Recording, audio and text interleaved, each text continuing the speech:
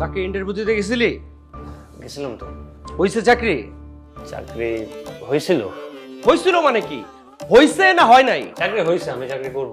এমন যুগ পড়ছে এখন, একটা চাকরি জোগাড় করতে মানুষের স্যান্ডেলের তলা ক্ষয় হয়ে যায়, তাও মানুষ চাকরি পায় না।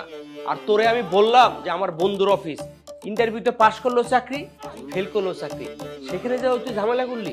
চাকরি তো আমার হয়ে গেছিল, আমি তো চাইলেই চাকরিটা করতে পারি, কিন্তু আমি তো এখনো শিওর না, মানে এখনো কনফিউশন আছে যে আমি কি চাকরি করব নাকি নিজের কোনো একটা স্টার্টআপ বিজনেস শুরু করব। দেখা গেল চাকরি করার পর 1 মাস পর থেকে আমার বিজনেস করতে ইচ্ছা হলো, তখন তো ব্যাপারটা খারাপ দেখা যায় না। আমি একটু শিওর হয়ে তারপরে যাই, ডিসিশন নিই। ছোটবেলা থেকে তুই তোর মতো চলছো, যা মনে চাইছে তাই করছস, কখনো তোরা না করি নাই। আজকে তোরা একটা কথা বলি, এখন থেকে তোর জন্য সব ডিসিশন নিব আমরা। আমাদের এখানে থাকতে হলে আমরা যে ডিসিশন নিব, সেই ডিসিশন তোমার ভালোর জন্য নিব। আর সেটা যদি তুই